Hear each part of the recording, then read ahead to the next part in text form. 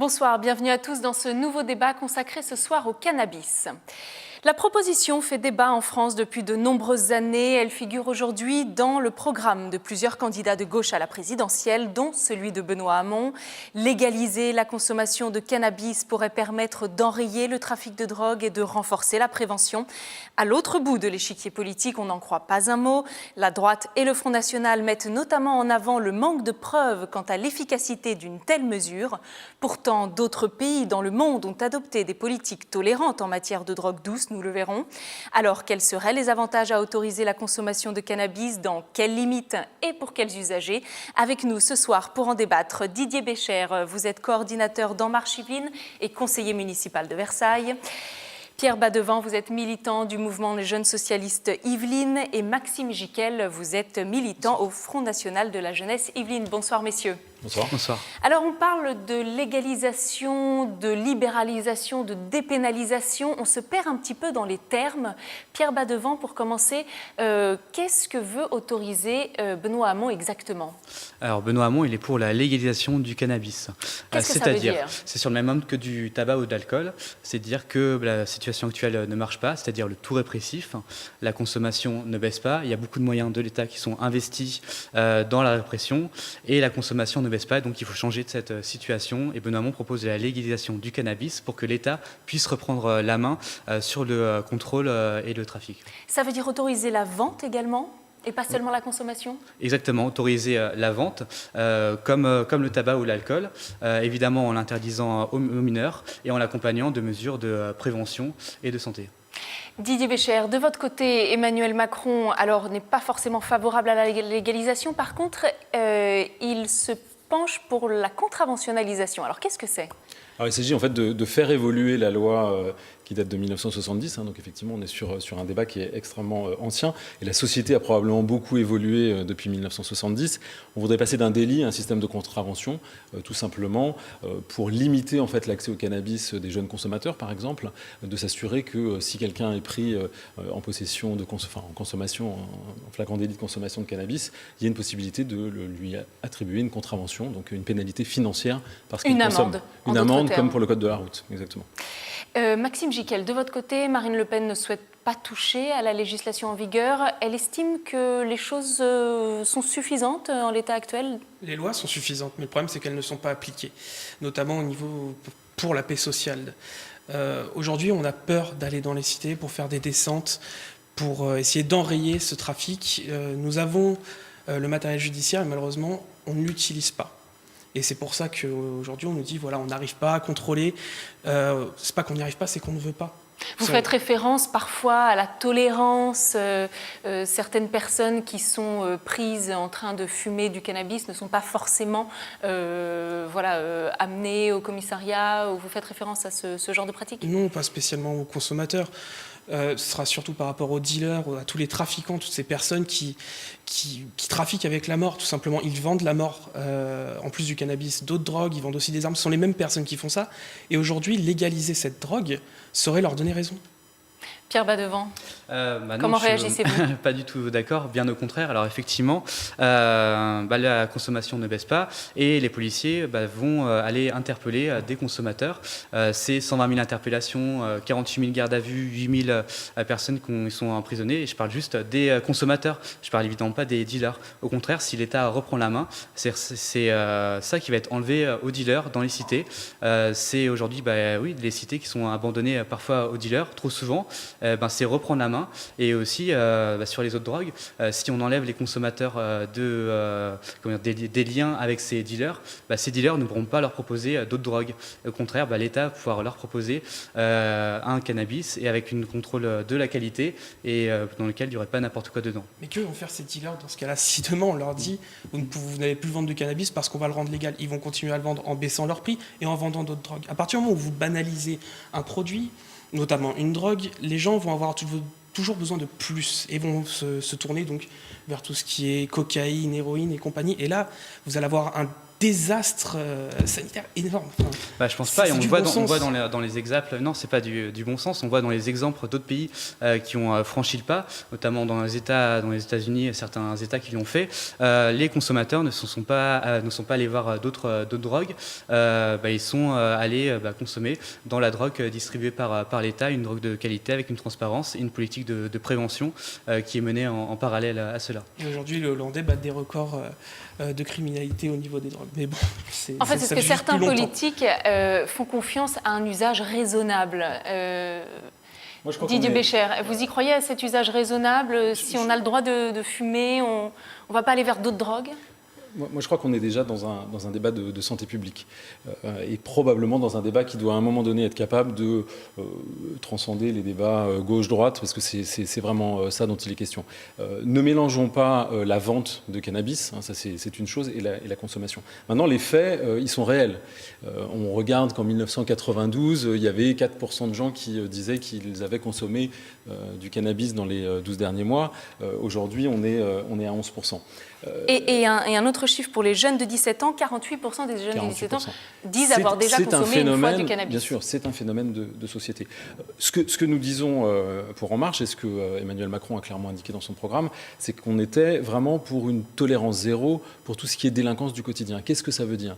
Ça veut dire qu'on est pour remettre de la prévention au sens large du terme. Consommer, c'est une chose. S'isoler dans son quartier, l'économie parallèle qu'il peut y avoir dans les quartiers, c'est quelque chose qu'aujourd'hui, on ne peut pas banaliser et on ne peut pas faire comme si ça n'existait pas. Comment résoudre ce sujet-là? Encore une fois, peut-être pas en condamnant les gens et en les mettant en prison. C'est pour ça qu'on est beaucoup plus pour la contravention quand il y a une prise en flagrant délit, mais c'est aussi par remettre de la police de proximité. Les gens nous disent, on voit 78% des Français font confiance en leur police. Donc dans notre programme, nous voulons clairement remettre de la politique de proximité, de la police de Et alors, proximité, qu'est-ce qu'elle pour ferait, travailler cette police de proximité? très concrètement, capacité d'agir immédiatement quand on prend quelqu'un en flagrant délit, donc de pouvoir donner cette contravention. C'est un pouvoir nouveau pour les policiers. Être en capacité de pouvoir éloigner le dealer, et là on n'est pas sur la consommation, on est sur quelqu'un qui est en position de vente, pouvoir éloigner temporairement le dealer du quartier dans lequel il deal. Ce sont des nouveaux droits pour les policiers qui n'existent pas aujourd'hui. Et c'est ce travail-là, on dit clairement que l'action de l'État, elle doit être faite au niveau des quartiers, dans les systèmes, dans les sujets qui touchent à la drogue. Local. Pas au niveau du département, pas au niveau de la région et même pas au niveau de la ville. On parle d'une situation qui doit se gérer au niveau des quartiers. Et c'est ça que nous proposons avec la police de proximité. Maxime Giquel, justement, si on enlève les dealers de la rue, y a plus de... si l'État reprend la main sur la vente, plus de dealers. Mais bien sûr que non, il y a plein d'autres drogues en dehors du cannabis. Et c'est ce que je vous dis, ce sera un commerce qui va juste exploser. À partir, je vais réexpliquer encore une fois, même si monsieur ne me croit pas, quand vous consommez un produit à forte dose, qu'effectivement il y aura des personnes qui auront une consommation raisonnée, qui n'auront pas tous ces problèmes, mais les personnes qui vont fumer 2, 3, 4 joints par jour, au bout d'un moment, elles n'auront plus aucun effet.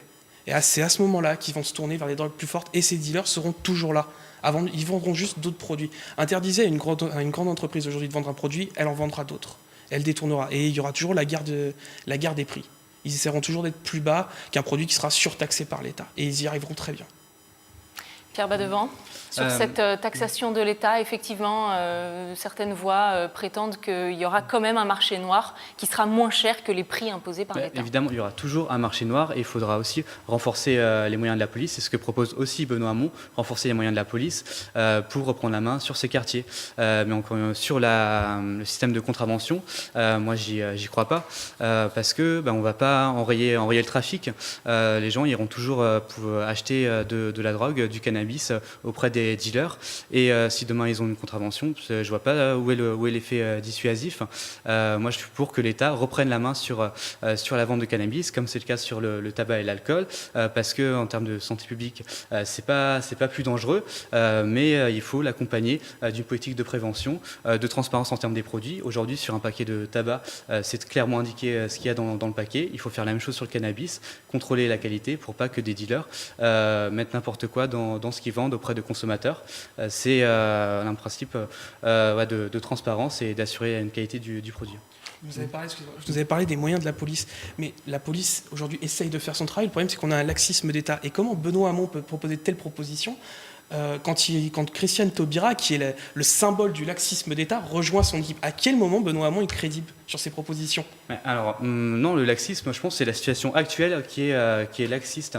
Au contraire. Grâce à qui Mais parce Qui que, était au pouvoir? Et parce que, oui, je suis d'accord, parce qu'on n'a pas assez mis les moyens, Ça, c'est on une n'est bonne pas chose. assez revenu sur la politique qui était menée par Nicolas Sarkozy, on n'a pas assez remis les moyens dans la police, ça a été fait un petit peu, mais il faut aller beaucoup plus loin et empêcher que le trafic, l'économie parallèle continue. C'est pour ça que Benoît Hamon propose la légalisation du cannabis. Le PS était au pouvoir pendant 5 ans, et là vous dites aux Français, excusez-nous, allez, on va faire mieux la prochaine fois. C'est pas sérieux. Didier Bécher. Qu'est-ce que aujourd'hui la question c'est aussi qu'est-ce que la société est prête à accepter. Quand on a construit le programme d'Emmanuel Macron, puisqu'on a travaillé dans les comités locaux pendant de nombreux mois, ce débat était très présent. Et la conclusion à laquelle on est arrivé, c'est de se dire si on veut changer les choses, il va falloir que la société évolue. Et comment on peut faire pour faire évoluer la société? Et on l'a vu ces 5 dernières années. Souvent des décisions étaient prises, des lois étaient lancées, et la rue en fait réagissait de manière extrêmement violente. Par manque de pédagogie, par manque d'explication, peu importe. On pense aujourd'hui que pour faire évoluer la société sur un débat, encore une fois, et je pense qu'on se rejoint sur la santé publique et le risque aujourd'hui qu'on n'arrive peut-être pas à mesurer correctement. Si on libéralise totalement, est-ce qu'on va avoir une augmentation de la consommation du cannabis? Parenthèse, en 2012, le Colorado a dépénalisé le cannabis. Qu'est-ce que montrent les premières études?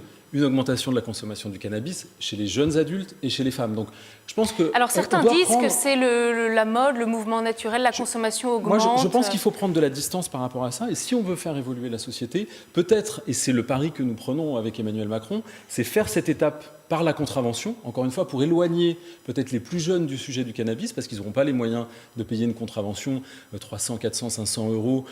Je pense qu'il y a... Oui, on parle de 300 euros. Oui, il y a une commission interministérielle qui a travaillé sur le sujet, qui a remis un rapport au Premier ministre en fin d'année, et qui a déjà débattu, d'ailleurs qui conclut à la mise en place des contraventions en termes de meilleures idées pour combattre ça. Ce qui existe déjà un peu aujourd'hui.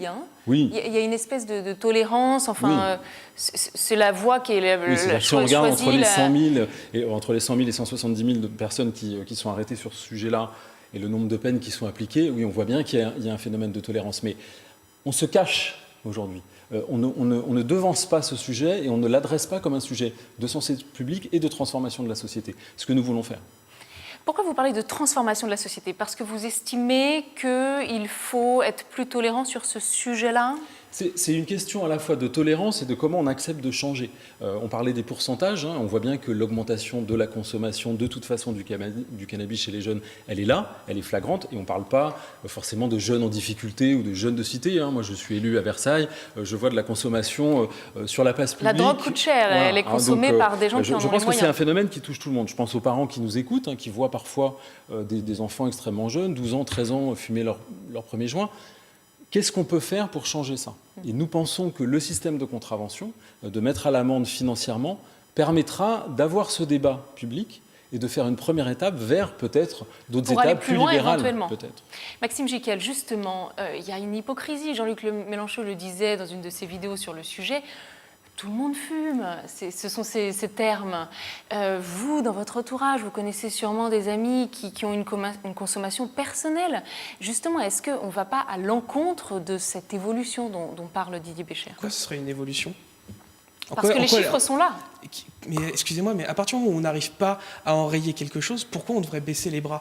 Il y a encore, je crois, quelques années, on disait on devrait autoriser les téléphones portables en prison parce qu'on n'arrive pas à les empêcher de rentrer. On devrait faire pareil avec la drogue. Non, c'est du bon sens. C'est pas parce qu'aujourd'hui, justement, le problème vient de la justice.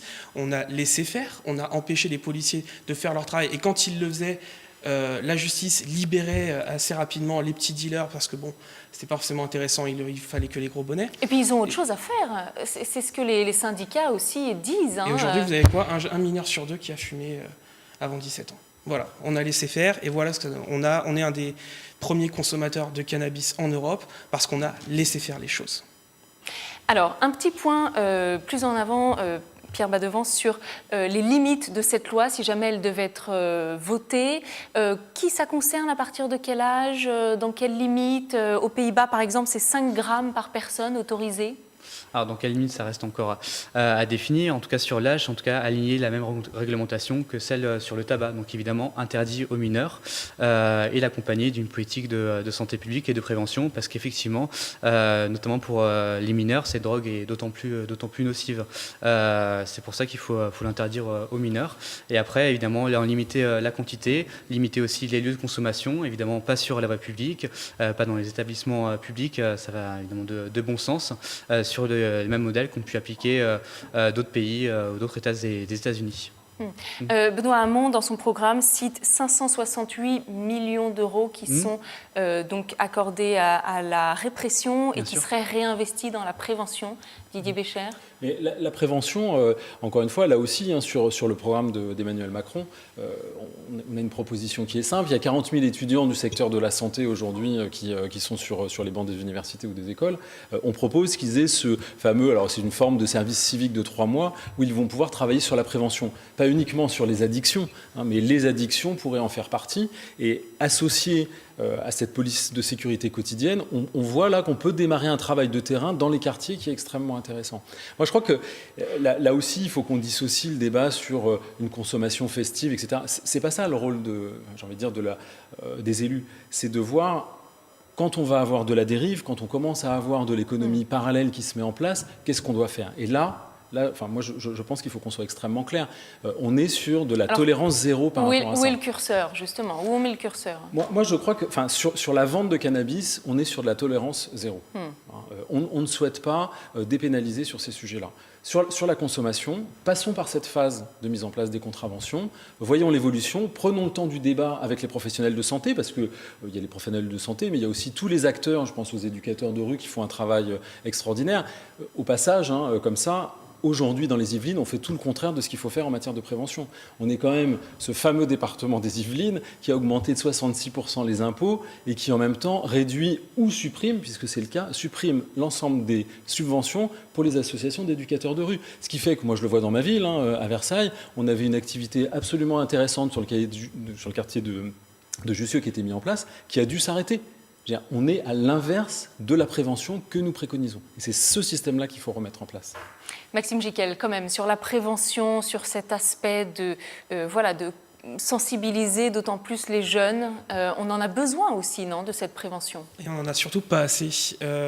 J'étais au lycée il n'y a pas si longtemps que ça, et je ne me rappelle pas avoir eu énormément de prévention de la part de mes enseignants, à part nous dire « oui, fumer, c'est pas très bien ». On avait le droit à quelques affiches, quelques documentaires, mais ça n'allait pas plus loin que ça.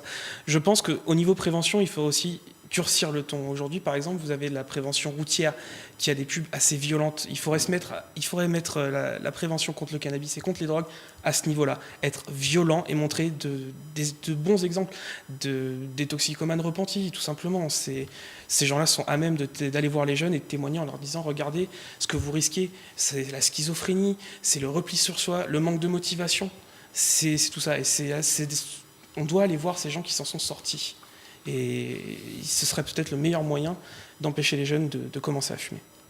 Pierre Badevant, sur la prévention. Oui, bien sûr, sur la prévention. Et ce que je dis depuis le début de cette interview, oui, évidemment, mener une politique de prévention, c'est les moyens aujourd'hui, donc vous l'avez dit, les 500 millions d'euros investis dans la répression, plutôt effectivement les mettre dans la prévention, notamment auprès des jeunes, avec comme ça a pu être fait, différentes campagnes qui ont pu être menées contre le tabagisme ou contre l'alcoolisme, qui a été faite auprès des jeunes, évidemment, la mener sur le cannabis. Mais est-ce qu'on ne dissocie pas le cannabis des autres drogues quand même ? Vous parlez des toxicomanes, mais dans l'imaginaire commun, les gens se disent c'est moins dangereux. Il y a un peu cette idée-là quand même, non ? On en devient moins facilement dépendant. Les overdoses, il n'y a pas de cas d'overdose comme la cocaïne, c'est moins spectaculaire dans l'imaginaire commun. Donc c'est peut-être pour ça aussi, Maxime Giquel. Ça se passe surtout au niveau du cerveau. C'est-à-dire que quand vous fumez un joint, vous avez une dose qui est libérée de façon pas quasiment permanente, mais qui est très diffuse. C'est pour ça qu'il n'y a pas de réaction de manque comme vous pouvez avoir avec certaines drogues, des tremblements, où la personne, si au bout de 1 ou 2 jours n'a pas pris sa dose, va littéralement péter un câble, pour utiliser des mots vulgaires. Mais le cannabis n'a pas cet effet-là, parce que la molécule de THC reste très longtemps dans l'organisme. C'est pour ça qu'il n'y a pas ces problèmes. C'est la substance nocive. Voilà, qui provoque les effets que l'on connaît. D'ailleurs, on peut cultiver du chanvre avec plus ou moins de teneur en THC. Oui. Et aujourd'hui, il existe en France Et c'est des sûr que les producteurs dealers, c'est sûr que les de dealers chanvre. aujourd'hui se soucient tout à fait de leur taux de THC. Ils iront effectivement, ils n'iront pas dans le bio, hein, ils vont aller dans le produit qui est le plus fort et souvent le plus nocif. Donc c'est pour ça qu'il faut légaliser, c'est aussi reprendre la main sur la qualité et la toxicité des produits qui sont vendus et qu'il y ait une transparence auprès des consommateurs. Vous n'enrayerez pas le marché noir. Mais si, on va enrayer le marché noir sur le cannabis parce que les dealers ne vendront plus de cannabis et ils n'auront plus accès aux consommateurs qui ne viendront plus les voir et ils ne pourront plus leur proposer d'autres drogues comme c'est le cas actuellement. Didier Bécher, justement, il y a cette volonté de créer une filière, notamment à gauche, certains politiques se projettent à ce niveau-là. Qu'en pensez-vous ? Moi, encore une fois, je reviens à la société, ce qu'elle est capable d'accepter aujourd'hui. Et moi, ce que je vois dans les débats qu'on peut avoir, que ce soit dans nos comités locaux En Marche ou tout simplement quand on discute avec les citoyens sur le terrain, je pense qu'on n'est pas prêt à entendre ce débat. Là, on vient d'avoir un débat de spécialistes sur les taux THC, etc. Je pense que les parents aujourd'hui, dans nos villes, ils voient juste l'arrivée d'une drogue, ils voient juste une consommation, ils voient de la vente, et c'est quelque chose qui est extrêmement effrayant. Et c'est ce débat-là qu'on doit avoir. Quand on parle de notre police de proximité, qu'on appelle de sécurité quotidienne, c'est pour recréer ce dialogue dans les quartiers. C'est pas dialoguer uniquement avec les dealers, c'est pas uniquement dans une vocation de répression, mais c'est discuter aussi avec les familles. C'est comprendre ce qui se passe, pourquoi on commence, pourquoi ce serait mieux de ne pas commencer. Quand on parle de faire de la prévention avec les étudiants du secteur de santé, c'est expliquer aussi pourquoi ne pas commencer et quelles sont les conséquences sur le cerveau, parce que oui, c'est vrai, potentiellement, il peut y en avoir. Les scientifiques ne sont pas tous d'accord sur ce sujet-là. Il n'y a pas de consensus. Il n'y a pas de consensus sur le sujet, et c'est pourquoi nous disons, nous devons débattre. C'est très compliqué, je trouve, d'arriver en disant, voilà, on va légiférer, on a réglé un problème de société. On l'a vu ces dernières années, c'est sur vraiment des sujets de fond, la déchéance de nationalité, le travail, on a besoin d'avoir un débat avec les citoyens, et c'est ce débat-là qu'on veut engager avec la prévention et avec ce que propose Emmanuel Macron.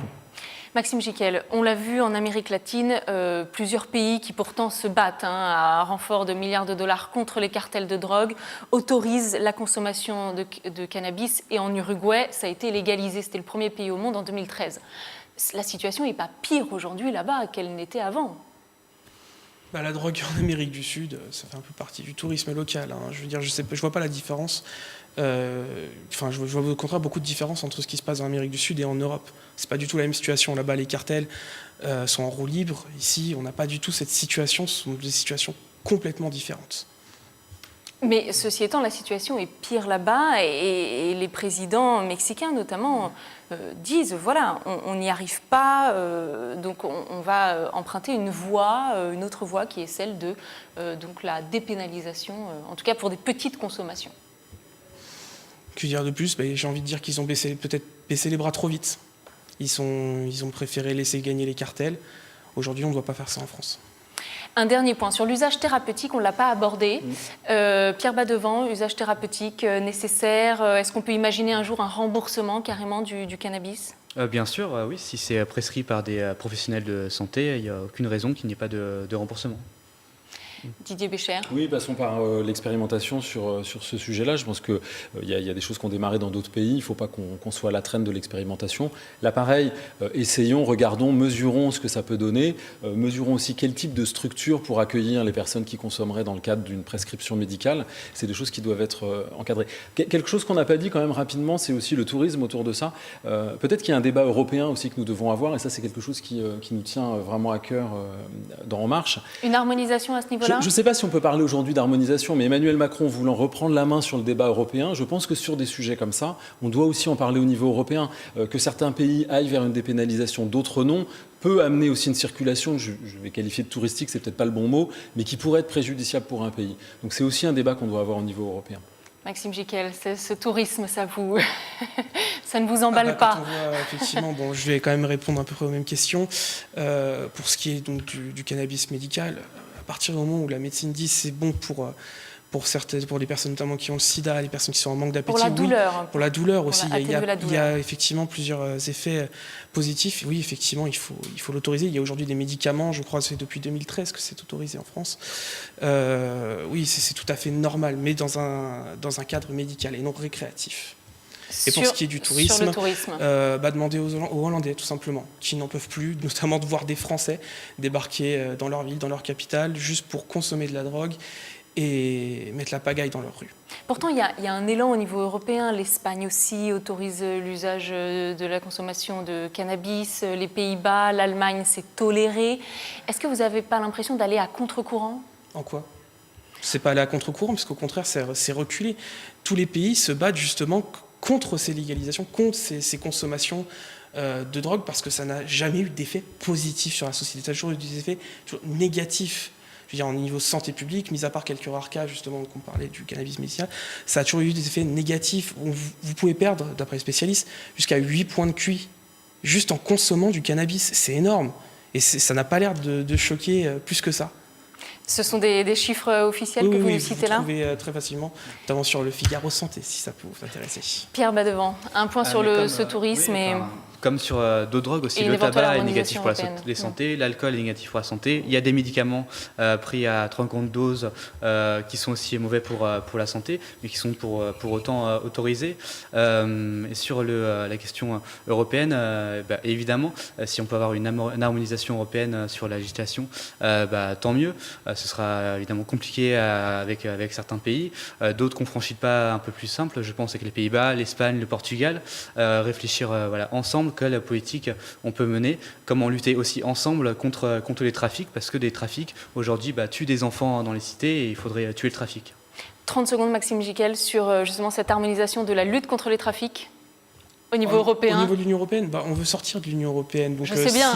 Si demain nous sommes au pouvoir, je pense que la question ne se posera pas. Déjà, le contrôle des frontières pour lutter contre le trafic sera primordial, juste indispensable, parce que depuis Schengen, je veux dire, les dealers s'amusent en Europe et on laisse faire. Merci à tous d'avoir participé à cette émission. On se retrouve la semaine prochaine pour un nouveau débat. Merci.